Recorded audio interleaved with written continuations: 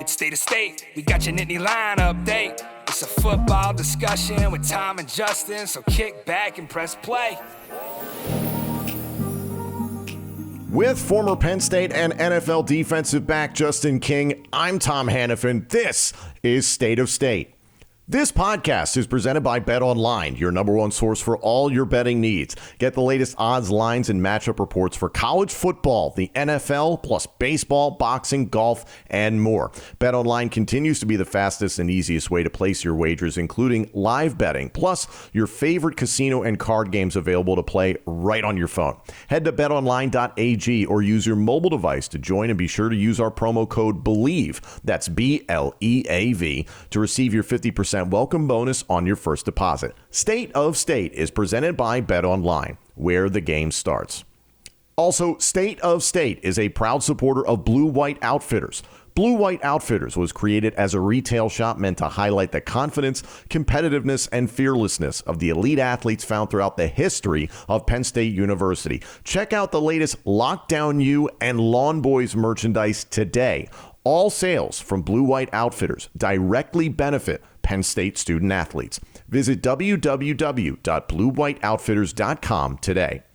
And if you're looking for the perfect beer for Penn State football season, we've got you covered with the State IPA. Special thanks to our friends at Funk Brewing for creating the perfect tailgate and game day beer for Nittany Lion fans. State IPA will be available at beer distributors, grocery stores, Funk's tap rooms, plus select bars and restaurants beginning tomorrow, Thursday, August 31st. Visit www.funkbrewing.com/beers/state-IPA to learn where and how you can get State IPA. Check out the link in the description of this podcast for more information. Must be 21 years or older to purchase. Please drink responsibly.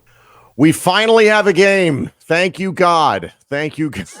This Saturday night at 7:30 p.m. Eastern on NBC for the first time at Beaver Stadium. Penn State kicks off the season against West Virginia. Very, very excited about this. Depending on where you look, Penn State is either ranked 7th or 8th in the country. There's about 40,000 polls out there. I don't care. I'm excited, Justin. I've been dying to get back to college football season. I know you have been too. Just a little bit of housekeeping because, you know, we're always shilling, that sort of stuff. Definitely check out Smack Apparel's Save a Couch Beat WVU shirt. I'm wearing it now. For those that are watching on YouTube, it's solid. And for the record, I've looked into trying to find a couch to burn. I've been turned down on that respect for the folks that we are seeing.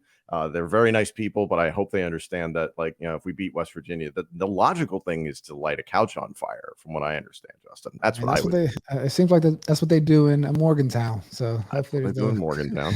And then also I have an advance selection of the State IPA, which at the time this drops on Wednesday. So tomorrow, Thursday, August 31st, these will be available in grocery stores, beer distributors, select bars and restaurants. The description for the link of where to find all the information of where you can find State IPA is in the description of this podcast. Comes in 4 packs, a home and away can, and the guys at Funk Brewing are awesome. There's a QR code of the show on the side of the can. So if you're interested while you're tailgating at Beaver Stadium in the lots, you can scan the QR code on your phone. You can pull it up. You can listen to the show as you're drinking the State IPA. So we're all about technology here on State of State, Justin. Absolutely. Got to stay up to date. How are you feeling? The first game of the year. This is exciting. Exciting. First game of the week, first game of the year, night game, stripe out. I mean, it's going to look a little bit like a whiteout. So I'm excited to see the guys play. I mean, especially Drew Allar's first game, seeing what the offense looks like. And I mean, it's always interesting entering the season and playing with expectations.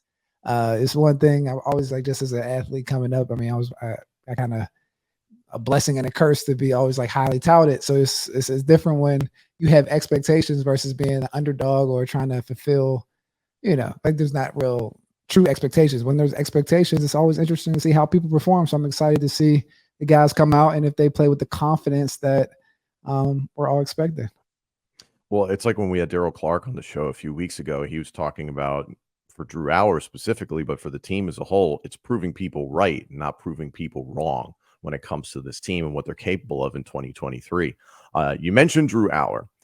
As of the time of this recording, we're recording this late Tuesday afternoon. This will post on Wednesday. Earlier today, when James Franklin spoke to the media, he was asked who the starting quarterback is going to be versus West Virginia.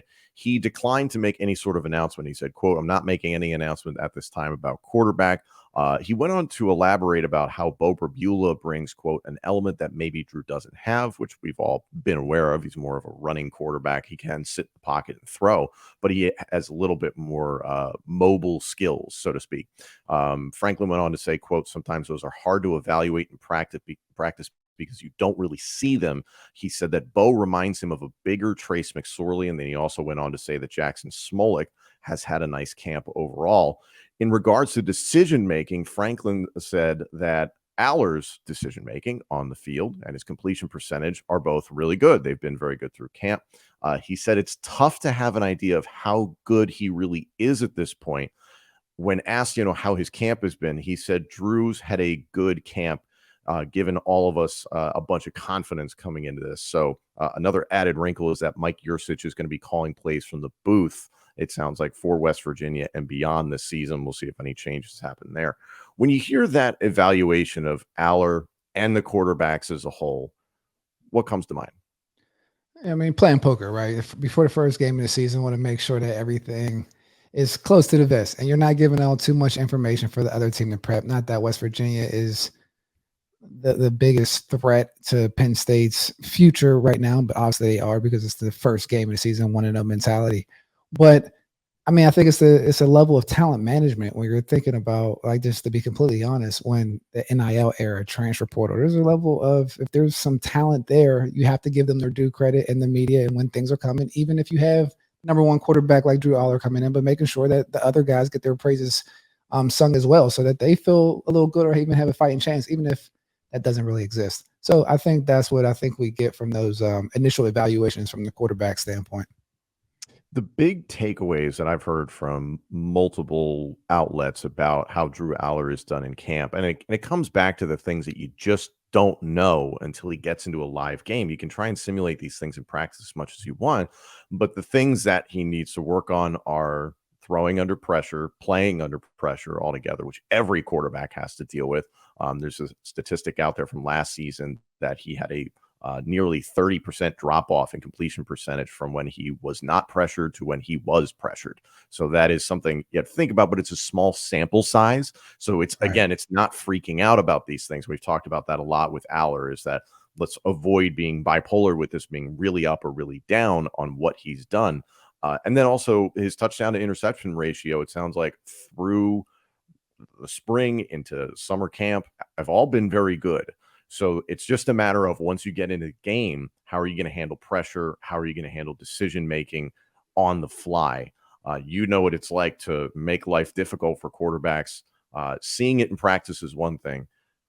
What do you expect from him if he is indeed named? And my thought is Franklin will probably come out and say he's the, quote, week one starter, not the season starter, week one. What do you expect? Or if I'm playing against a new starting quarterback, I mean, you want to show different those things, simulating that pressure in practice, and then also trying to get Allar to make quick decisions in practice where you're not going to get hit. There's just some different elements there. Well, I mean, it's like when the bullets are flying, it's a completely different situation, right? You talk about the red light special in the NFL where guys are practicing one way versus when the light comes on, how guys perform. And it's one thing when you can't get hit in practice and when those things come. And we talked about a little bit when Daryl was on the podcast about snap counts for quarterbacks and being able to use all those different things, whether it's the presence in the pocket, moving around, going through your reads and your progressions, and being able to have a little bit of moxie to take those hits and stand in there and make those throws. Those are all things that come from having a level of snap count and some experience. And it's really hard. And James is right from the standpoint, it's hard to evaluate that until you see it with the live action happening. So I think that's the one thing that we'll get a chance to see this Saturday, just the level of confidence, pocket presence, and how he takes a level of pressure coming at him on Saturday. Because I'm sure with the first game of the season, things aren't going to be completely buttoned up, and there may be some hits that he takes, or the offensive line still coming together and working together. And it's his first game coming in where he's going to be taking the reins from the very first snap. So I'm a big proponent of just guys having a lot of snap counts and seeing that progression and organic development of the quarterback. But you really can't tell until those bullets really start flying. And Franklin said as much in his Tuesday press conferences that, this is not the NFL. There's not the gift of the preseason to be able to work things out and be, ironclad on who all your starters are. He said, across the board, they pretty much know who their starters are, but there's still some decisions to be made before West Virginia. And I imagine as September and maybe October play out. In regard to the offense altogether, Franklin talked about the offensive line and the way that they've done during camp has been very, very encouraging. A couple people that he pointed out were Drew Shelton and JB Nelson, just the way that Drew Shelton has shown the ability to play left tackle, right tackle. He called it dramatic improvements, which you don't hear that from James Franklin very often. He doesn't throw out those flowers casually. We've heard similar descriptions for Caden Wallace, who we know is battling at right tackle, and we expect to have locked up that position. Vega Ioane is somebody that they, quote, want to factor in as well. And then what was interesting to me, Justin, is that Franklin went on to say that there's a bunch of true freshmen who can maybe be what Shelton was last year at some point during the season, and then saying that JB Nelson creates some position flexibility for them, potentially in the interior of the offensive line.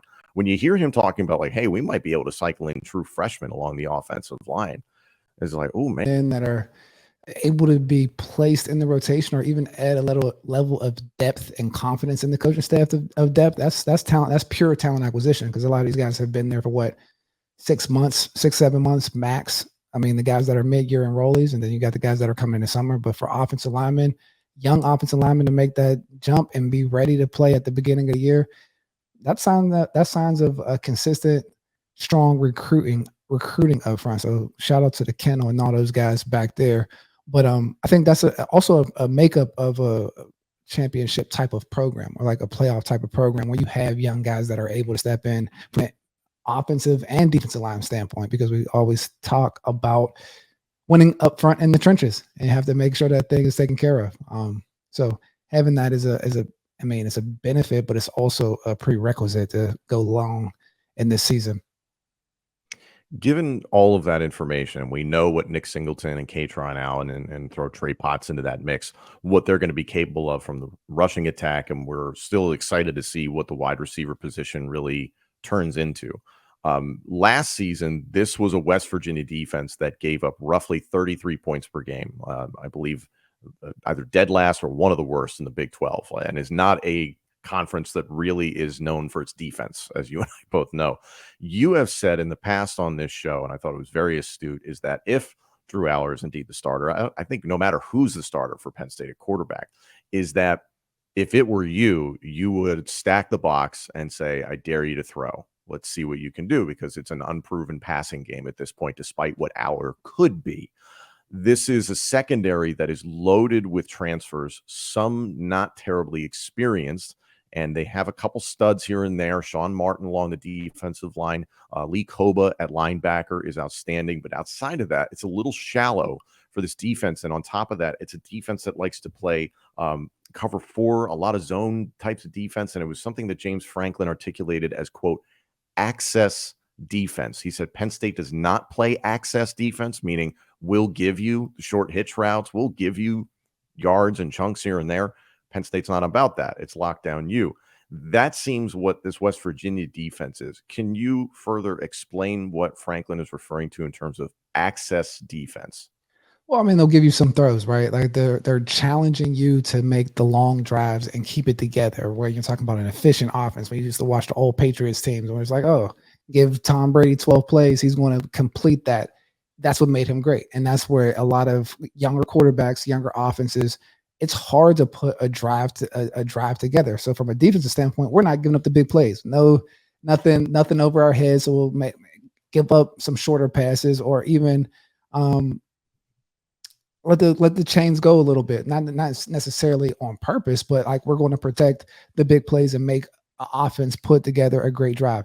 I think that becomes very interesting when we have the long boys, right? When you have running backs that you can lean on, a tight end group that we have, and those type of things. Those are kind of nullifiers. or equalizers for a younger quarterback that's coming in, and you lean on those guys and look for those one plays. That's when you hear me say like one touch guys are so important, because the dynamic and how people play defense when you score a big play or are able to break a big run is completely different than having to put a continuous drive together. So that's the chess match between the offensive coordinator of Penn State and the defensive coordinator of West Virginia, and making sure that you have those explosive plays to get them to play a little bit different, because that's how I would play when you say, like you say, make sure that they pass the ball, right? Or make sure that they're not running the football and just stack up the box, because they do have two proven guys back there in Nick Singleton and Kaytron Allen. So with that, I would be trying to force myself to stop that. And on the outside, like, just don't get beat deep if I'm playing West Virginia. And on Penn State side, hey, we got to make explosive plays and be able to put drives together with the help of our experienced running backs and, tight ends and things of that nature going down the field. It feels like there should be a lot of mismatches for Penn State in the passing game. And I mentioned there's a lot of transfers within the secondary. Some of them have only been on campus for a few months, like coming in after spring practices. So it's not a whole lot of time to acclimate. And we've talked about it that, Dante Cephas is a guy that is being relied upon for Penn State as a comparison. He's still going through some things that he theoretically would have gone through maybe in winter workouts and spring practice, and only got on campus, I believe it was in May or June, somewhere in there. So that's what a lot of these guys are dealing with, and you're being thrown into the fire on the road, night game, opening the season at one of the top 10 teams in the country. It could be really challenging for this secondary to deal with what Penn State has in great speed in Keandre Lambert-Smith, Dante Cephas, and then plus you always talk about the aces, the tight ends, just physical mismatches, it seems. Well, I mean, it seems like as a football player just coming in, like I said, when you don't have anything to lose, it's kind of fun to play that way. As long as they have the right makeup of guys. You talk about guys coming in transferring, maybe they don't have the same culture or attitude that the guys that were playing on West Virginia seen before. Now this is their chance to step out and play. And if you look at, like you said, football is a game of matchups. So if I'm a secondary and I'm coming in, I'm looking at the other team that's playing, like I'm not seeing the great running backs. I'm looking at the receiver group. Like, what have these guys done? And if they haven't done anything, like, I'm playing with a lot of confidence. So like, that's something that Penn State has to like battle with. And these receivers that are coming out recognize that they have to earn their respect when they come out. I mean, if I'm watching film from last year, I mean, Keandre Lambert is probably the one that is the only one that puts a little bit of fear in my heart of like, okay, somebody that can make a big play or separate from the defenders, because there's just a level of psyche that goes into it playing defensive back of guys that have not proven to be big play guys. I mean, besides Keandre. And then we talk about playing and filling holes and making sure that you're sound in the run game. I think that becomes extremely important with the running backs, because like if I'm on offense, I'm trying to put these secondary guys in a position to tackle these running backs, right? Because if you have access defense, typically you're putting a lot of guys in the box to make sure that those running lanes are sealed up and things of that nature. So, I mean, I think there's a nice, I say challenge, but I'm excited for the first game to see how all the things play out with the different question marks that we have on the field, especially on the offensive side. Especially on the offensive side. To me, Justin, it just feels like this is not a great matchup for West Virginia, their defense versus Penn State's offense, because you talk about stacking the box. It's not necessarily what their bread and butter has been historically, especially last season. This is a team that likes to drop 6, 7, sometimes 8 guys in coverage.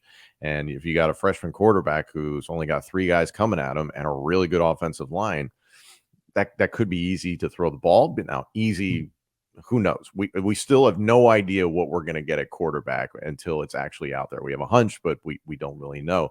My gut comes back to something that you've said is line up and run the ball and make them stop you. And it's kind of the way Michigan plays, the way Jim Harbaugh's mentality is about the Wolverines' rushing attack. I personally want to see that. The other layer to this, and you know about this having been on James Franklin's staff, is Mike Yursich is now moving from the sideline to the booth to be the offensive coordinator. And it sounds like this is a very positive move. And ultimately it's trust within the coaching staff for the guys that are on the sideline. Yursich obviously is going to have his crew up in the box. Does that change indicate anything to you as having been a player and having been a part of the staff of like, oh, maybe they see this, or maybe they're trying to do this? Not too much. I mean, I think there was different coaches. I think Joe Mo was in the booth. I mean, you just see sometimes the offensive coordinator maybe gets a chance to show some charisma from play calling and from a different perspective on the field. But I think I would love to see just the offense or just the team take over the mentality. I think when we had Johnny Dixon on, it's like when you're better than someone, just play them straight up. So not trying to be too cute about what's going on. Like, man, punch them in the mouth and see how they respond. Okay, they're not responding. Keep punch them in the mouth. And like if they respond different, like just taking the fight to them and not trying to be, I mean, I guess outsmarting from a standpoint when you think of offensive coordinators going up to the booth or drawing up different plays. I think they stick to what they do and do it well. I think Penn State should be okay. Penn State fans, Smack Apparel has the best gear for talking smack on game day. Head to smackapparel.com today and be ready for week 1 with the Save a Couch Beat WVU shirt. Also, check out their Let There Be White tee for the whiteout game against Iowa at Beaver Stadium. There's also the Drink Up, Roar On tee, as well as the Saturdays We Are design. If you're watching this on YouTube, scan the QR code on the screen to take you to the website instantly on your phone. Visit smackapparel.com and use our promo code STATE10 at checkout for 10% off your order. That's STATE10. Again, that's smackapparel.com, promo code STATE10 at checkout. Why wear boring when you can wear smack? Are you looking for undeniably good hair and beard care? Then Maestro's Classic is perfect for you. Maestro's has beard washes, beard oils, beard butters, plus hair gels, pomades, and now body washes. It's one brand for every man. Visit maestrosclassic.com, that's MAESTROS classic.com, and use our promo code STATE20, that's STATE20 at checkout for 20% off your order. Maestro's Classic, crafting a better you. You touched on Johnny Dixon. Let's flip to the defense. For Penn State, this also feels like a pretty good matchup for them against West Virginia's offense. This is basically going to be an RPO, run pass option style of offense. Neil Brown, the head coach, he has taken over play calling duties. Former offensive coordinator Graham Harrell, many remember a star quarterback for Texas Tech at one point in time, no longer with the program, no longer calling the plays or as the offensive coordinator. Neil Brown has been in a role like that for many years at many different schools. In fact, it goes all the way back to his time at Troy, 2006 to 07, then 08 to 09, first as offensive coordinator and quarterbacks coach. Then he went to the aforementioned Texas Tech, did it for 2 years. Kentucky did that for 2 seasons, it looks like, and then back to Troy. And now he's been at West Virginia since 2019. So this is not unfamiliar for Neil Brown to be calling the plays, but it's different when it's the head coach. The anticipated starter at quarterback that James Franklin said on Tuesday is going to be junior quarterback Garrett Green, who got some limited opportunities last year once JT Daniels got injured. And the back end of the season was actually quite good for West Virginia. Surprise wins against Oklahoma and at Oklahoma State to round out the season. So some positivity going into 2023. The thing about this team, and I found this fantastic stat from another podcast from within the Believe Podcast Network. Shout out to the In the Gun podcast. Last year, West Virginia's offense had the 3rd fewest blown blocking assignments in all of Power 5 on run plays. They were also the most penalized team in the Big 12 last year. What does that say to you? Most penalized team. I mean, so you're telling me that it's not a mental discrepancy. So, I mean, it's just probably a talent discrepancy. I mean, a lot of holes and things of that nature means that you can't stand up. You don't have guys that are keeping players within their frame and undisciplined, but it's not from a mental standpoint. It's a physical standpoint.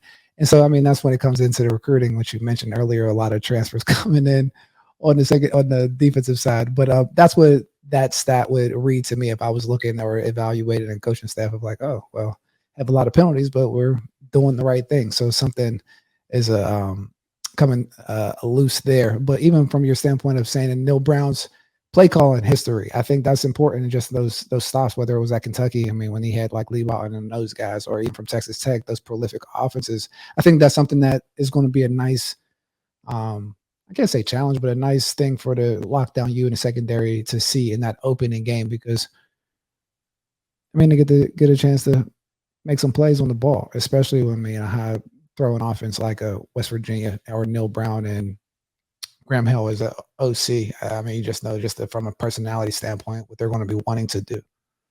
The expectation from different media outlets in West Virginia is that it's probably not going to be the same West Virginia offense that many got used to under Geno Smith, Will Grier, and even recently as JT Daniels. Is that this might be more of a run-heavy team. Center Zach Frazier is absolutely outstanding, and they're strong from the inside out at offensive line. And then they're returning 4 of their 5 top rushers from last season. Running back C.J. Donaldson is 6'1", 238 pounds, a former tight end turned running back. He was the second leading rusher on the team last season and is expected to be the bell cow. They have 2 other backs that they can cycle in effortlessly, and also the aforementioned Garrett Green, if he is indeed the starter, contributed heavily in the rushing attack. So my question to you, that was something that was a little bit of a question last season with Penn State, was the ability to stop the run. How do you feel about that, considering this is more of an RPO team as opposed to what Michigan is line up under center, hand the ball off, power football? I think the RPO plays into Penn State's hands, right? When we talk about length and speed and those different type of things and just how they play defense, I think that's a benefit, right? But even when we talk about when he was calling for Kentucky or those guys and the way that their offense was set up, they did run the ball a lot. And those balanced offenses in college are, I don't say difficult to play against, but they make you play sound defense, right? Making sure that there's no splits or the guys can't make creases, because if you have a running back that's 6'1", 238, that's a load to continue to tackle like throughout the whole game. We heard Tony Hunt, just that mentality. So I'm always interested in hearing just the offensive philosophies or just the offensive identity on how people attack it. But with that being said, I don't think Penn State should be too concerned with that. I mean, they have some pretty prolific linebackers. Abdul, you have Curtis Jacobs, and guys that are, I mean, Kobe King might step in there and make some different plays, even from the up front with the defensive tackles, even those got some transfers coming in. I feel like that RPO attack from the running standpoint is a good matchup for Penn State's defense, just based on pure personnel. Speaking of linebackers, James Franklin on Tuesday in his press conference did reveal 4 freshmen that are, quote, greenlit in regards to what Franklin means by that is 4 players that they expect to burn their red shirt. And those 4 players were all defensive. One of them, and you touched on linebacker Tony Rojas, who's a guy who can play all over the place. King Mack, defensive back, somebody you and I have sung the praises of and has shown a lot of good flashes in camp. And then it's corners Zion Tracy and Elliott Washington, which is just going to give them, I think, some depth at cornerback. And then it sounds like a lot of these guys are going to play significant time on special teams. But to hear that, 4 guys that are really going to get in there and contribute, what it says to me, Justin, is that you're going to see a revolving door of people on the field defensively in a lot of different sets. And I do not feel good for a young quarterback, being under center against Penn State's defense when every single time you go out there, I have to ID that guy. What number is this guy? Where's the defensive center? What's that? Like, it must be mind-boggling. I mean, that's one of the keys of having position flexibility on defense, right? Or having guys that can play multiple positions that kind of look the same, right? Just kind of long, lengthy speed guys on defense. When you talk about like a Tony Rojas, I mean, interesting to see him play this offseason. I mean, just from him, I remember thinking he gained like 25 pounds from when he got there in January to spring ball, and just the way that he runs around. I think he'll have a nice future here at Penn State. And we talked about the DBs with Elliott, Zion Tracy, and even King Mack. That's, again, when we talk about recruiting and the depth at those positions, like these aren't positions that are lacking, right? These are like freshmen that can play amongst the elite groups on the team.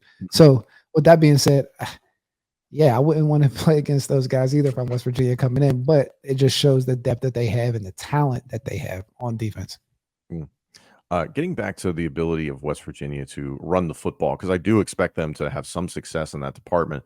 The one position really for Penn State's defense where it's a question mark is, hey, what is defensive tackle going to be this year? What is their ability going to be, especially in stopping the run? We've talked about the departure of P.J. Mustipher to the National Football League. James Franklin was asked about the defensive tackle rotation, and he mentioned Durant, Elise, Artis, Beeman, Vandenberg, and Izzard as guys that are going to be able to jump in there and really contribute. He actually singled out Jordan Vandenberg as, quote, might be one of our most improved players on the entire roster, which is fantastic. And then he also went on to say that Durant and Beeman are significantly bigger than last year, and they've put on the proverbial good weight. Zane Durant is listed at 280 pounds now, and Akeem Beeman is listed at 284. Now, you had a guy like PJ Mustipher at about 310, depending on the day, clogging up the middle. But those two potentially as your starting defensive tackles, having bulked up in that department, it's like, man, I'm really excited to see what this test is about, because the test of what West Virginia can do, multiplicity, it feels like, in the rushing attack. How much of the load do you think goes on the defensive tackles? Do you think we're going to learn a lot about them in week one? Well, I mean, a little bit, right? You say an RPO versus a power offense. If it was like a power offense, I would say like, okay, we'll know exactly what's going on. But a lot of the things that come into play when you're talking about RPO is just more based on discipline and guys moving from side to side, playing with speed and agility, sideline to sideline, right? And then the guys filling holes and lanes the way that they're supposed to. Also covering the pass that goes along with that, because it creates that, indecision on defense. That's what the whole point of the RPO is. But to defend the RPO, you have to attack the RPO, right? Like, don't give them a chance to hang back and do what they want to do, reading different stuff. No, you attack. So that's what I think you'll see with this group of defensive linemen. I know one, just remember from them, a lot of guys getting recruited, they were attack first, more speed, twitchy type of guys versus, they're big, stout PJ Mustipher's that we had, and even just seeing the problems that we had against Michigan with that power, straight at you type of offense. I think anytime we're going side to side with speed and athleticism, I think Penn State is built for that. You mentioned defend that anyway. Absolutely. You mentioned guys that Penn State is familiar with, in terms of Penn State had recruited them, or at least attempted to recruit them. There's a couple that stand out. First of all, there's a variety of players on this offensive line that Penn State had attempted to recruit at one point. So you can show them a lot of respect. And I believe West Virginia is returning their entire starting 5 offensive linemen this season. On top of that, 2 standout players for West Virginia were people that Penn State has targeted at one point in time. Defensive lineman Sean Martin, who's arguably their best defensive player. Penn State recruited heavily, went to West Virginia.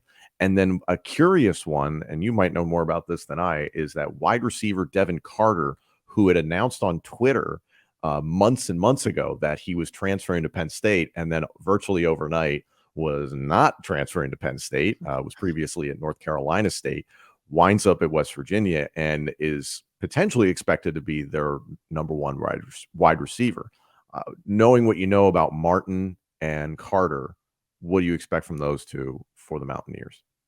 I mean, you see how they fit into the program, right? I mean, at that point, it's tough to tell when it's a kind of a lopsided thing. So I don't know if 2 players make that much of a difference. But I mean, I expect them to play with some confidence. I mean, I actually don't have an opinion just on those 2 players, but it should be interesting to see. I just think the matchups that they're going against, whether it's the receiver against those DBs and the other guy, Sean Martin,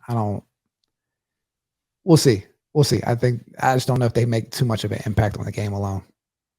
No, I agree with you, and I'm curious to see how Martin and company deal with Penn State's offensive line, because if Caden Wallace has taken the leap that James Franklin and company say he has, then you've got bookend tackles. I mean, it's just crazy to think what the potential is of this offensive line. And there's been some speculation of our friend of the show, Landon Tengwall, maybe being a little bit banged up this offseason. So we genuinely don't know, and that's how James Franklin operates. Just keeps that information close to the vest. So I'm interested to see what 5 are trotted out there against West Virginia. And I'm excited to see what I'm excited to see what the rotation potentially could be at offensive line. For me, Justin, I look at this game, West Virginia, if I'm them, I'm running the football. I'm continuing to try and press this defensive front for Penn State and really test them. But the word that comes to mind is just overall mismatch. I think Penn State athletically overmatches West Virginia. And there's just some elements about this that I just don't like the matchup for West Virginia from offensive to defensive standpoint. And then for Penn State, even if there is a situation where West Virginia decides to just drop into coverage, could Drew Allar just have a field day? I don't know. But my sincere hope is that you come out with a steady diet of the Lawn Boys in the first half. And who knows, that this is something Penn State could be running away with it by the third quarter. I just don't know. But what does your gut tell you about this? I think it's going to be a little bit of a runaway, right? I think obviously when you say the third quarter, that's It's hopeful. But I'm really interested to see the offense, and I hope they just, like you said, it's more about the identity in which they come out with, or making the decision, we're going to run the ball down their throats. Okay, we're going to highlight Drew in some play action situations after we loosen up the front seven with the running back and the long boys, and like some quick, easy passes for the aces. I would love to see just a well-rounded attack from the offense, right? With an identity built in, toughness and big plays at the end of the day, because those are the things that I feel you need, or that I always saw from a defensive standpoint that were hard to defend. And yeah, with the talent on the defensive side, I think we just see that step up that we've seen from the past couple of years. We're just like that elite defense, and just all the way through, we're stopping the run and making plays on the back end. And I think, like you said, it's going to be a pretty lopsided type of game. The one thing that I think is so encouraging is the talk about how good Penn State's defense has been through camp. And you and I have discussed it, is that there's people thinking this could be one of the top 5, top 4, top 3, top 2 defenses in America. Who knows? We got to see how it plays out. But the fact that in camp, James Franklin has said overall, it's made every completion by the quarterbacks extremely difficult, that it's always been a contested catch. Is this just something where you open up the arsenal against West Virginia from a passing standpoint? I don't know. And I don't need to see that, Justin. I don't expect to see that. I hope to just see Drew Allar play within the offense, 2-to-1 touchdown to interception ratio, or no turnovers would just be fabulous, in my opinion. But I don't need to see him throw for 400 yards and 5 touchdowns. You know what I mean? 100%. I would love to see a 15 for 25, 275 yards, 3 touchdowns, and and the guys are running the ball. Both running backs get the ball about 18 times and see about 150 yards apiece. Like that's ideal for me, and that's like an identity that I think can be repeatable throughout the Big Ten season. Because what you don't want to do is lean on any one lever too much throughout the time. I mean, especially when you're talking about talent. And I just would love to see what the receivers are going to look like this first week out, in just terms of, across the board. We talk about Keandre, talk about Dante Cephas. Let's see what Wallace does, and all these other guys that are in the wings. So that's what I'm excited to see, to completely honest, because there's some question marks on the perimeter of the offense. So seeing guys step up. I'm excited to get there. You and I are both going to be in State College. We're both going to be going to the game, and then we're going to be recording the podcast immediately after. So some general housekeeping information. We're still going to do our best to get you guys the reaction episode as quickly as possible after the game has ended. And then we will be doing our conventional Wednesday episodes where it's a preview of the game. Thank you all so much for your response to the interviews with Journey Brown, Derek Williams, Daryl Clark, Tony Hunt. The list goes on and on. We've had so many great guests during the offseason. We're going to continue to do that because we love the stories that we've been able to tell, and the stories we've been able to hear, especially from a lot of these players, been phenomenal. So any other players that you guys are really interested in hearing from, we can look into that stuff. So like, comment, subscribe, rate us. Let us know how you guys feel about this matchup. We're all excited. And again, make sure you go out and get a State IPA so you can tailgate literally from you could tailgate for 12 hours for this one if you wanted to, Justin. I don't know Absolutely. how your tailgating game is, but I might give them 90 minutes. Give them 90 minutes to appreciate you guys joining us. Enjoy the game, Penn State versus West Virginia this Saturday night. Thank you all so much for joining us. This episode and our entire library of shows is available now on YouTube, Apple Podcasts, Spotify, Google Podcasts, TuneIn, and wherever else you get your podcasts. And of course, let us know what you think of the show on Twitter @TheKing1 and @TomHannafin. State of State is presented by BetOnline.